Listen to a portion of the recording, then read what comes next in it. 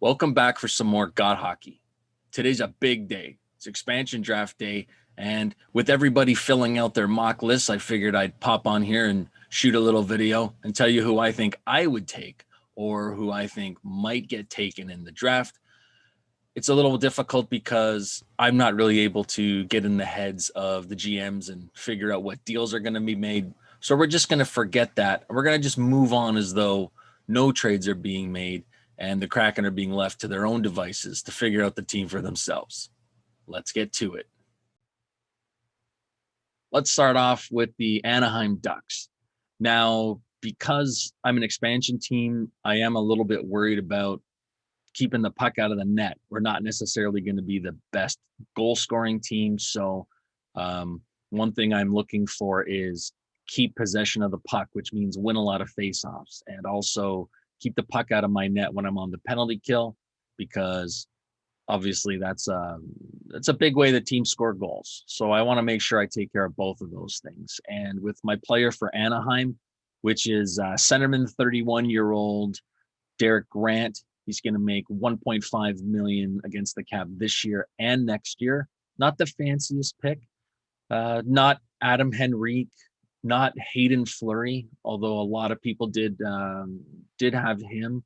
I like Fleury as a player, but he's never really developed into anything more than a prospect over the last 7 years. I remember in the draft when the Carolina Hurricanes took him, I believe it was 6th overall. I was actually hoping he would fall to the Leafs, but as luck would have it, he got taken one pick earlier, and the Leafs had to settle for William Nylander. I like the way that worked out for them.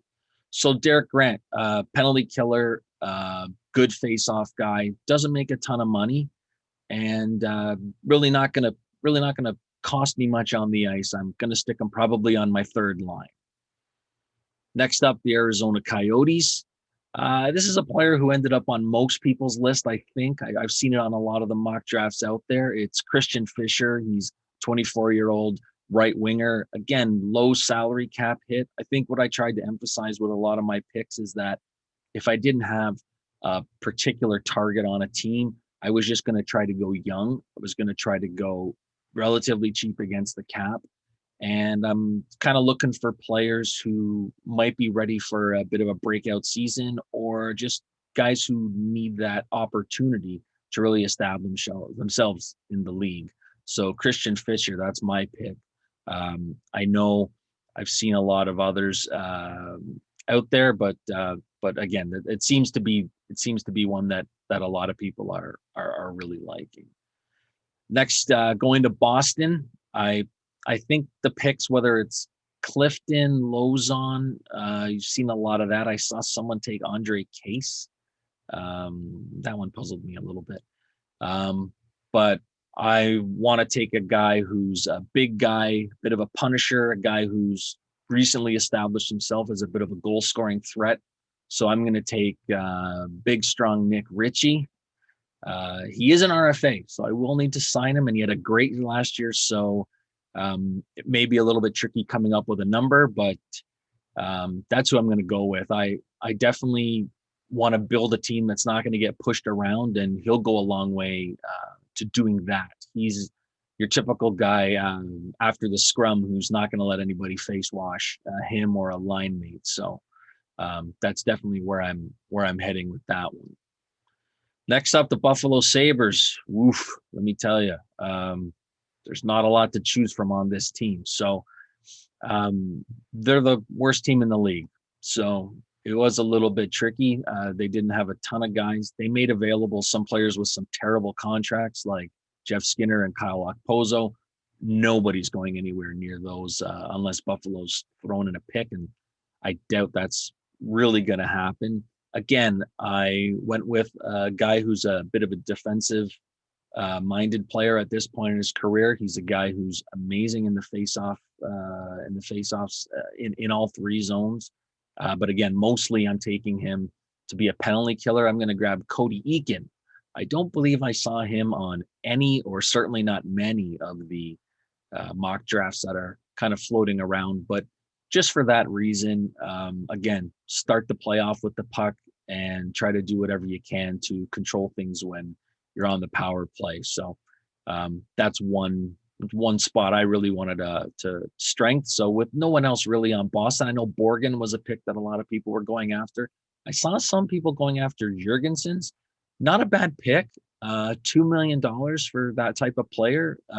He's he's an all right guy, but he's coming off missing a whole season with, I believe it was a hamstring surgery. So I'm not quite sure how he's going to be, and I just didn't want to take the risk. And again, I saw Eakin, and I thought of the things he brings to the table, and that sort of made it easy for me. Next up was Calgary. Seems like most people want to take Mark Giordano. Great candidate for the first captain of the Kraken, the Crapton, if you will. But Calgary's going to be a division rival for me, and the last thing I want to do is clear 6+ cap space from them. The last thing I want to see is lining up against them, and suddenly they've got Dougie Hamilton on their team because they were able to move out some space. And not necessarily that Hamilton's going to end up there, but certainly you give them the cap flexibility, and they're going to do some things to improve. And I want to keep them the way they are. So I'm going to leave Mark Giordano alone. And since I want that little bit of a tougher team, I want a don't back down team. There wasn't really much else to choose from in Calgary. And I do plan on, if I'm Washington, signing Derek Ryan. He's one of the few Washington State picks, and I love the hometown boys. So what I'm going to do is I'm going to go with Mrs. Ritchie's other baby boy, like I pointed out in a few articles that I was discussing people with. I want to unleash the Ritchie brothers on the world, let those two animals out of the cage, so to speak, and see what kind of havoc they can wreak. Brett obviously is not the better of the two brothers. He's probably going to be more of a fourth liner, a depth player. But again, I just like what he brings to the table. If everything I do, if all the guys I take a chance on suddenly don't pan out, if the goalies who look like they're going to be great turn into pumpkins after what looked like good seasons for them last year, at least to keep the fans happy, I'm going to want some guys who can knock some teeth out. So I think I'm going to show a few picks at least that sort of went there. So if we're just going to recap the first five, I've got the Ritchie brothers, we've got Cody Eakin, we've got Christian Fitcher, and of course the first pick was Derek Grant from Anaheim. Carolina Hurricanes. This is a team where I think most people know where they're going. I saw a few picks for Nino Niederreiter. That's a player I would only be choosing if I was making some kind of a deal. So I wouldn't necessarily rule him out. The player I want is the player that most guys want is Jake Bean. He's a 23-year-old defenseman. Again, an RFA, so I will have to sign him, but certainly under my team control, so I'm not worried about losing him, like if he was a UFA. So we'll see where he ends up contract-wise. I don't think it'll be huge, but he's going to get a raise over the $863 that he made last year. Looking at the Chicago Blackhawks now, they don't really have a lot to offer. I've seen a few lists, one of which had Adam Gaudette. If you remember during the season, he was the guy that gave the Vancouver Canucks COVID. Maybe I'll stay away from him. Calvin DeHaan was another popular pick, player I really like, but at 4.5 for the next 2 years, pardon me, only for this year, 4.5, that's just a little bit high for what I think he's going to bring. He is a good defenseman. He's reliable, but I think I'm going to spend that money elsewhere. Brett Connolly was forward, Stanley Cup ring with Washington. He's a guy actually whom I've met before. I know the in-law side of his family. Nothing would please me more to see him get a prominent role. But in this case, I went with Nikita Zadorov, a great big defenseman who's not afraid to get his nose dirty. Again, I do not want my team getting pushed around. So I'm going to load up on guys who have a little bit of a mean streak. Zadorov is still a guy I could end up moving. I have 10 defensemen on my list, so all of them have a feature role for an NHL club, so I could move him quite easily. Here we go, looking at Colorado.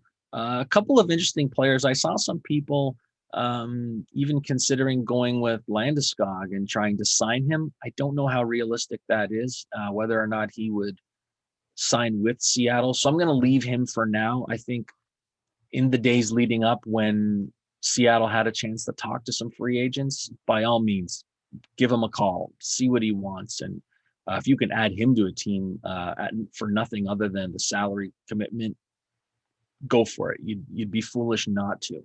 The player I went with was JT Compher. He's going to play the right side, probably on my second line. Makes 3.5 against the cap, and he's got 2 years left on his current deal before he hits UFA. I know Jonas Donskoy was a player that a lot of people had on their lists. Certainly not a bad pick. I just went with a guy who's a little bit younger. Now, from Columbus, this is another team that really didn't give me much in terms of options. I saw a lot of people hopping on the Max Domi train. With that cap hit, I'm not so sure, considering he's probably off the team in a year when his contract runs out. I don't know that I would be able to re-sign him. It'll be interesting to see what he does and where he goes. Certainly not a terrible option in terms of the player. And he'd be one of those guys who I like, who won't let anyone push him around in spite of not being the biggest guy.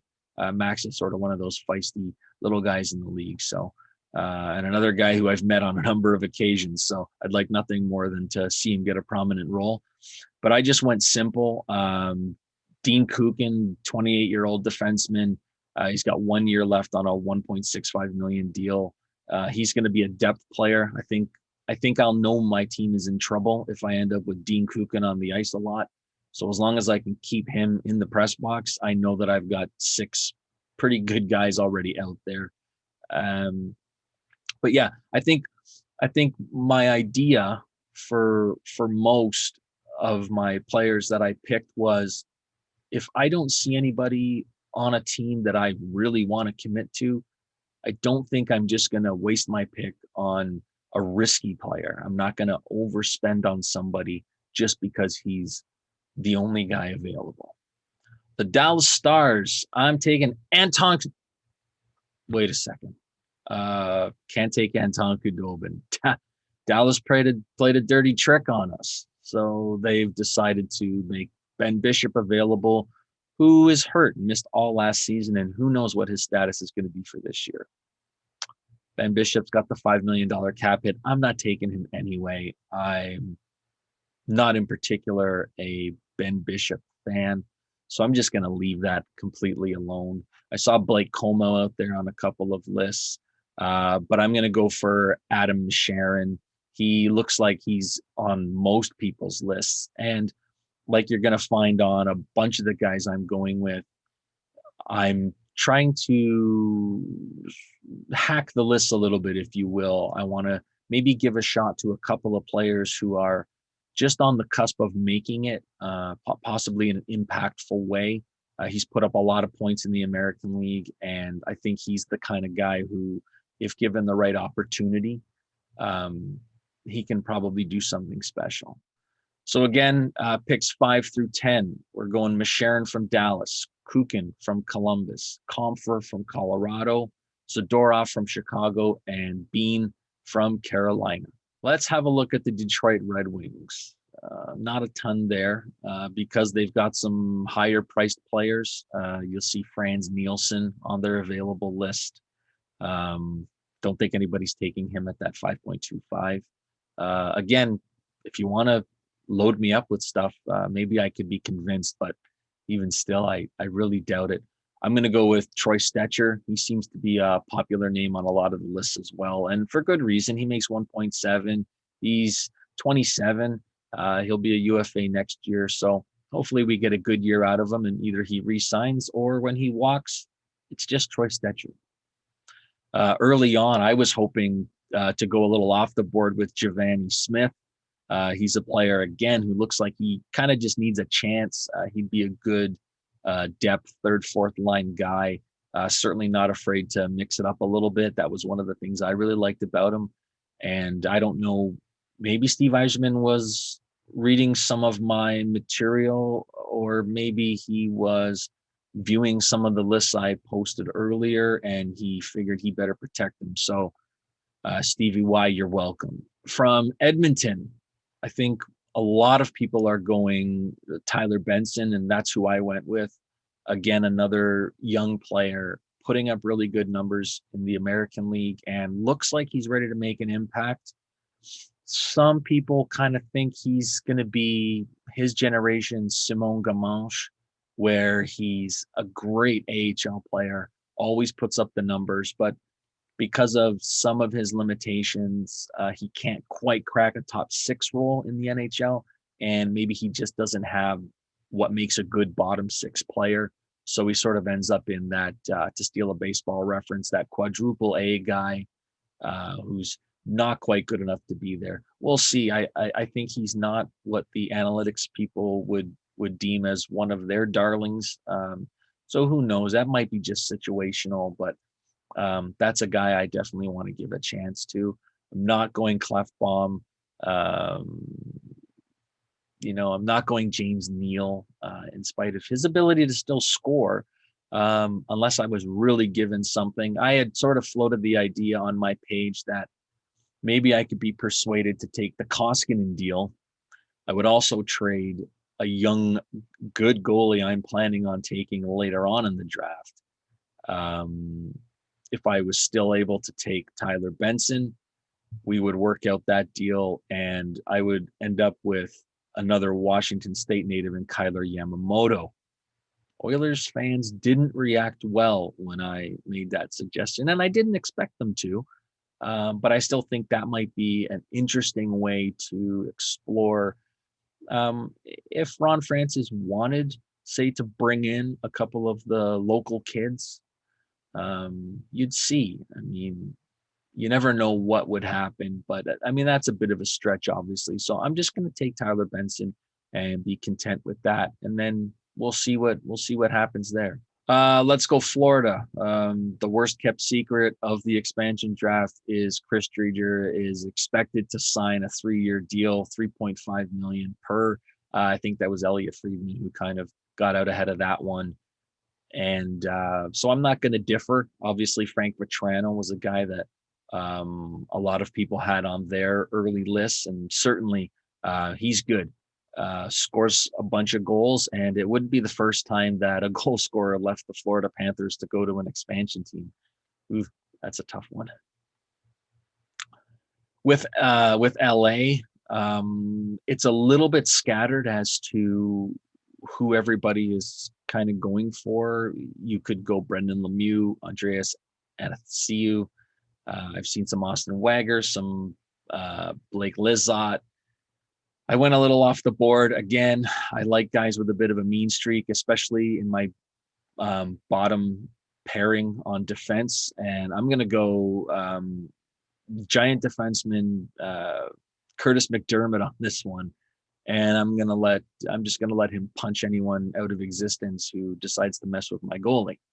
Looking at the Wild, I think it's pretty easy for me, as it's been easy for everybody else. Kaapo Kähkönen, the young goaltender, 24-year-old, who's only making $725 this year against the cap.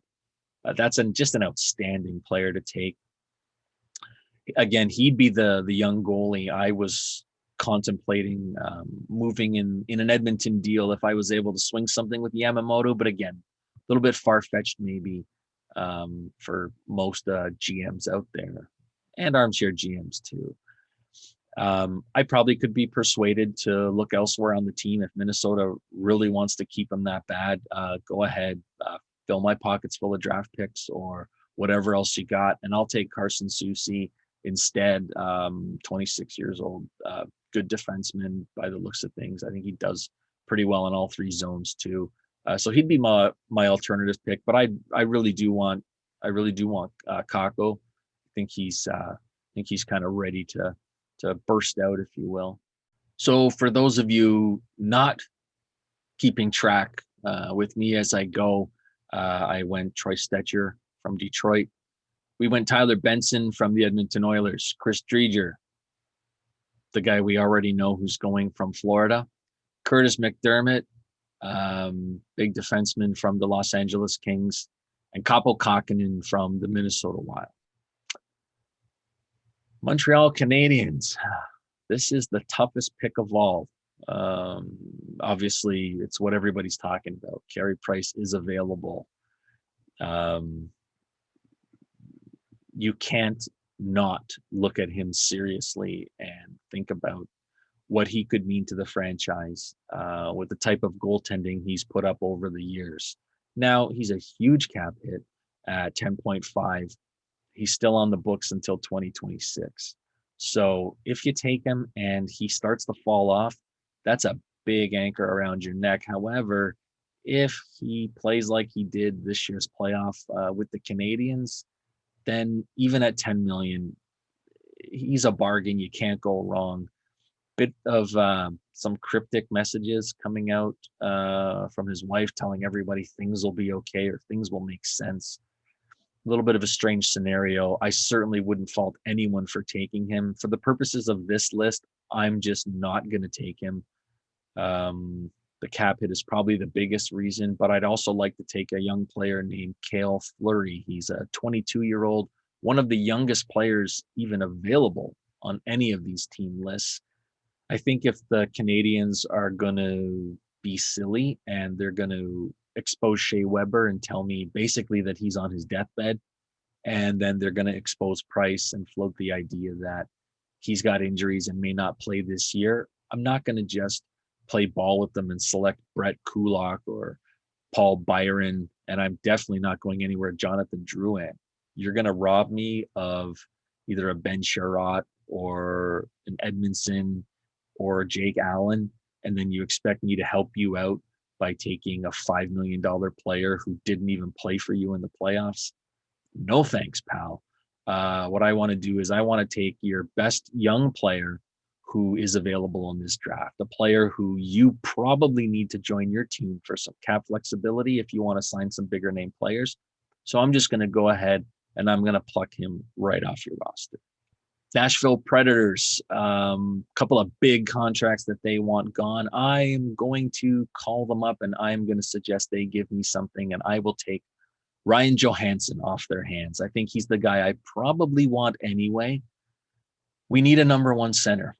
We need a playmaker, and we need a guy who can put up those 50 assists, which I think was around his high. I don't mind that he's still under contract for 3 more years. I don't know that I'm going to find an $8 million player in the meantime. Again, if the Kraken come out of the gate and absolutely suck, and we finish in the lottery, who knows? Maybe we draft Shane Wright. Shane Wright would be a player who could earn that money. And for me, it would be okay if he does become that player, because by the time he's out of his entry-level contract, Ryan Johansson will be a free agent and off my team. The New Jersey Devils, another team that wasn't that great. Another team that doesn't really have a ton of the type of talent that I'm really looking for. I saw some people with Andreas Johnson on their lists, and I have a feeling that all of them are Leaf fans, and they're remembering who he was a few years back before he signed what's looking like now a pretty ridiculous $3.4 million deal. And I'm not going anywhere near that. PK Subban, $9 million. PK Subban is not built for Seattle. He will come play for $9 million for 1 year and he will leave. I have a feeling he'll end up in LA or New York, where he can really work on his Instagram following. I only pray he doesn't end up in Toronto. A Toronto Maple Leaf team with PK Subban on it would be bad news. PK would be so big and his status could reach such levels, I believe he would be insufferable. I like PK as a player, don't get me wrong. I like him as a person. Again, I've met him a couple of times, and he's a pretty wild, fun guy, but I just don't see him as a fit on the Kraken because of the other reasons. I really don't see him staying in what would technically, I guess, be a bit of a smaller market. I'm going to go with Nathan Bastian. Again, sticking with my theme, I've got about 4 or 5 guys who I think are on the cusp of the NHL and making an impact. So I'm going to give Nathan Bastian that shot. From the New York Islanders, wow, I really thought I was taking Cal Clutterbuck from the New York Islanders. I initially thought Clutterbuck would be protected, and then using my better judgment, I just thought there's no way um, they're going to protect him. It's Cal Clutterbuck. He's a very useful player. He's on that identity line, which really is, again, the identity of the Islanders. But for some reason, Lou decided to keep him. It's Lou Lamoriello. I'm not going to argue, I guess, but protecting him and Martin make available the 2 most popular picks I've seen in mock drafts for the Islanders pick, which are Jordan Eberle and Josh Bailey. In Eberle, you've got a goal scorer, makes 5.5. He's got a couple of years left on his deal to 2024. I'm going to take Eberle over Josh Bailey, the playmaker. I am going to need guys who are going to score goals. I'm going to put Eberle right on my first line. I'm going to have him there with Johansson and my mystery left winger, who I don't even know if I've told you about yet. Now with the Rangers, again, a team that's not really giving you a whole lot. Does anybody want to take Anthony DeAngelo? Oh, I doubt it. One thing I thought about was after the Rangers decide that they were going to give up a 7th-round pick for the negotiation rights of Barclay Goodrow, it would be amusing to me if Seattle would use their pick to also take Goodrow, and then if they could sign him, just for a little bit of chaos, a little bit of fun there. But I don't think it's realistic. I'm guessing they knew that they would sign him, and certainly reports indicate that he's about to sign a deal for too many years and too much money. But good for you, Rangers, and good for you, Barkley.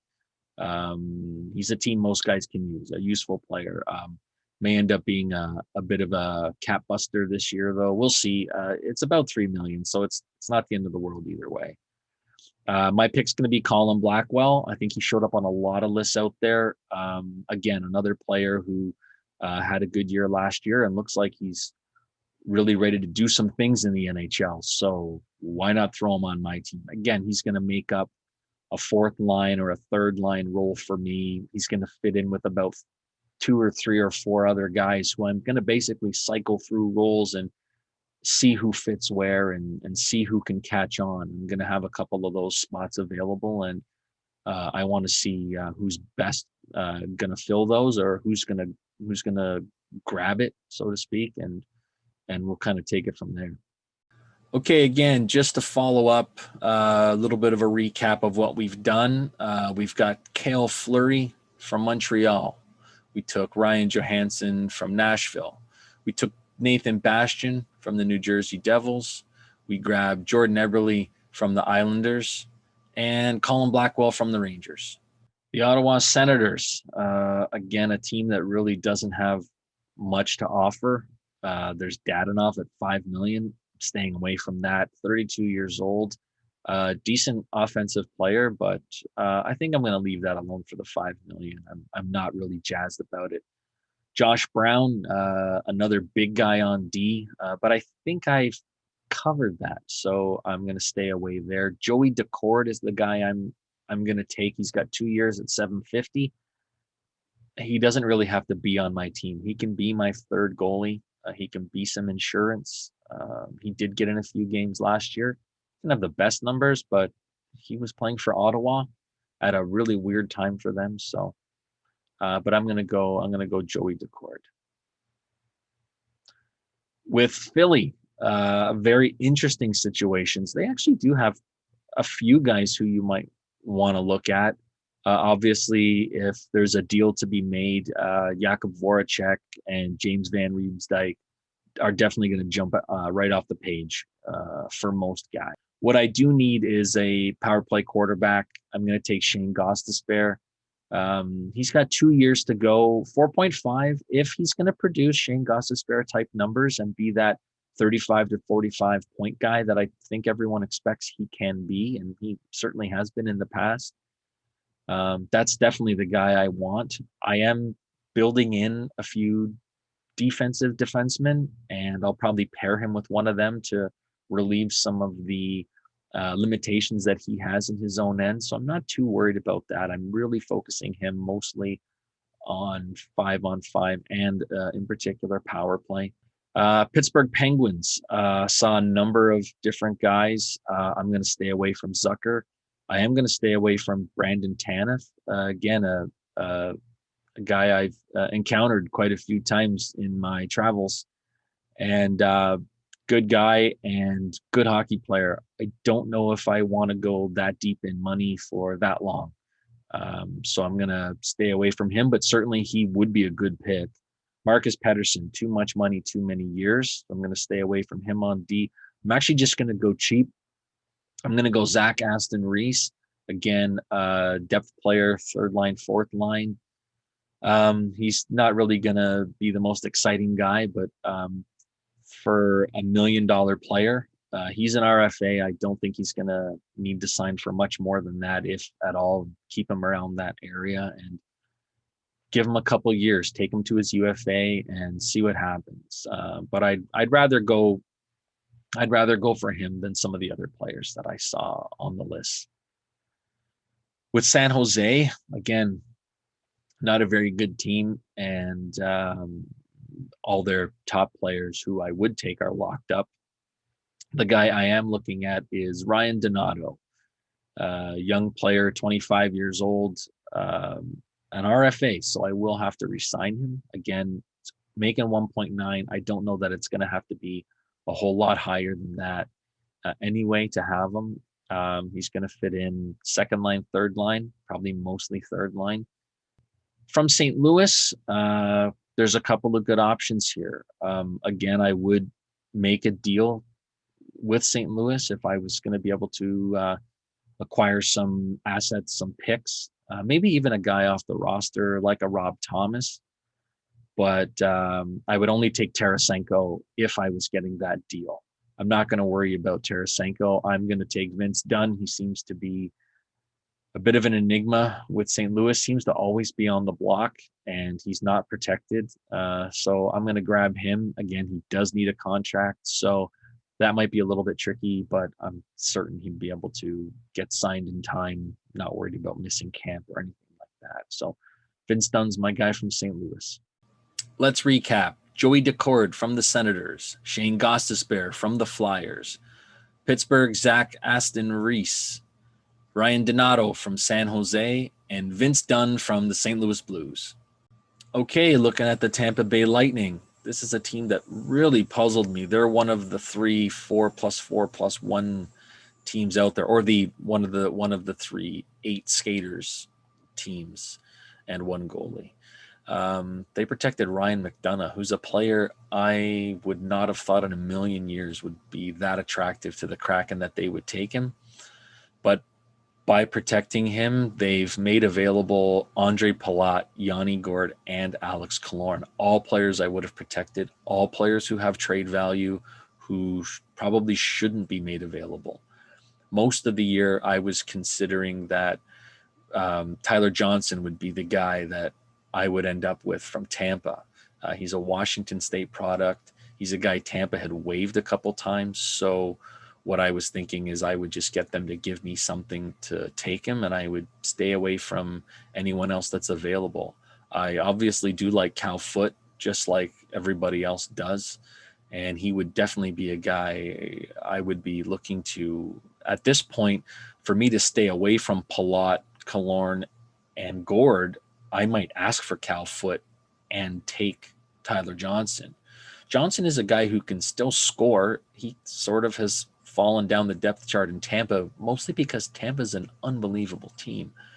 I think given the right opportunity, he could regain some of his scoring touch. So I don't see it as that much of a barrier to taking him. However, with everything going on and these guys being available, I am going to take Yanni Gourde.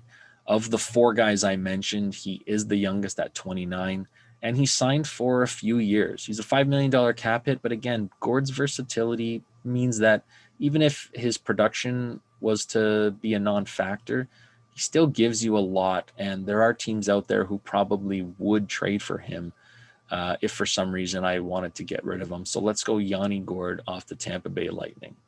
Now, the Toronto Maple Leafs. If you are to believe every guy you see catching a fish on the internet, then you're under the impression that Alex Kerfoot is going to be the guy that goes. I'm just going to leave it at Alex Kerfoot. I think if I'm Ron Francis, the guy I do take is Jared McCann, younger, almost $600K less in cap hit, only under contract for 1 year, will be an RFA, so you will need to extend him after that. So maybe he has a good year and becomes a player who is sort of worth more than what he's going to end up giving you. So maybe that's the reason you stay off him. If I needed a defenseman, I would easily go for Travis Dermott, 24 years old. He's not going to be a top 2 pairing for the team I'm selecting. But at 1.5, he'd be a smart pick. But I'm going to stay away from him on this. I'd rather go with a forward.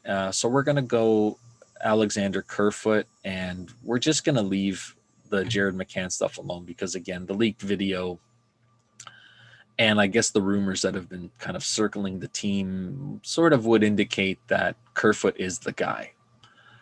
The Vancouver Canucks. I don't know that I would do anything to help them. They are a neighbor. They are a division rival. They are likely to be below me in the standings, and I don't want to do anything to help them. I'm not taking Louis Anderson off their hands. I'm not taking Jay Beagle or Antoine Roussel off their hands. I'm just not inclined to do anything to help them. I'm not taking Braden Holtby off their hands. I think earlier I was considering Holtby, but factoring in what he's going to give you for the money he has on his cap hit, it really just isn't a wise move. There's other guys out there. There's free agents I could sign who can do basically what he does, and I would probably sign them for half of what he makes. I'm just going to say that I don't really want anything off this team.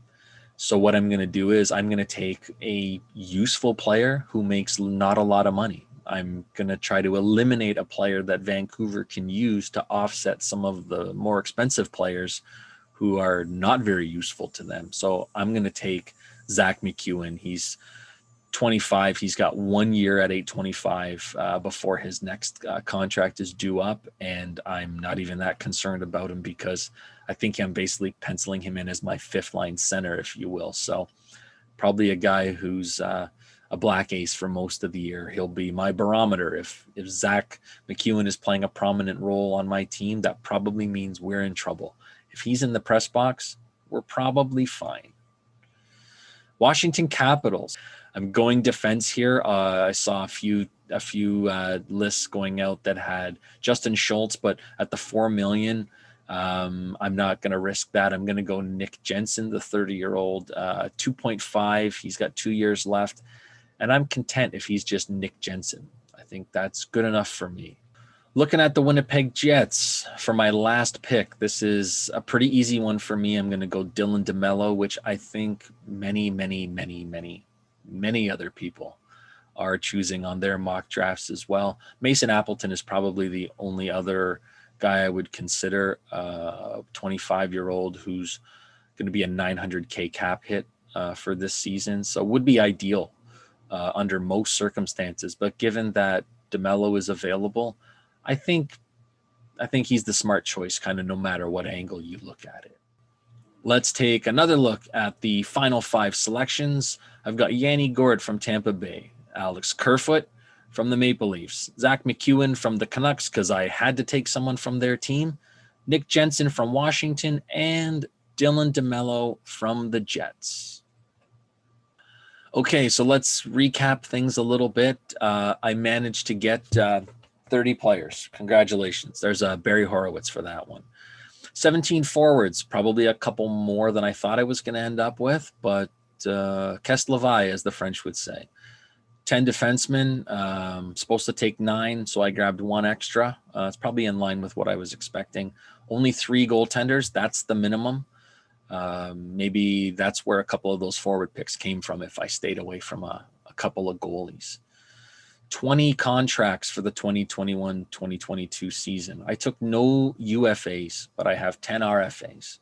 Most of those are players who are not established in the league, and they're younger players. So I'm not too worried about signing them all because they're really not going to command big term, and they're not going to command big dollars. So I'm looking at probably 3 years or less on most of these contracts, probably a lot of 2-year deals.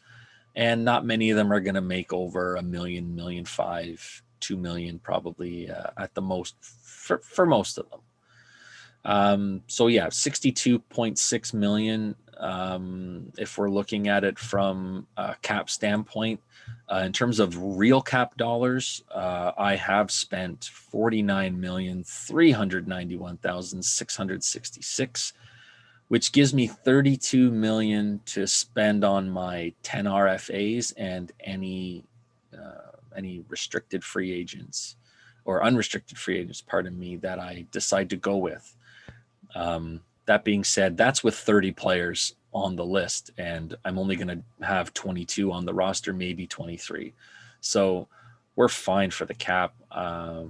Again, another Barry Horowitz to me for keeping the money down, and we'll see what happens. I think what I've done is given a good mix of players who are very useful in the roles that I'm going to use them in, and hopefully everything turns out. I don't have a ton of for sure scorers. I don't have a ton of guys where I'm going to pencil them in for 40 goals. I'm going to have to hopefully get a couple of surprises, and I'm going to look probably for some scoring wingers and see what I can end up with out of the UFA class this year, which isn't really that bad. Thanks for watching, everybody. I really hope you enjoyed it. Please remember to like and subscribe, and you'll always be notified when more content is available. Enjoy tonight. It's the expansion draft. It's a big night for this year, and I'm looking forward to it. We'll see you next time.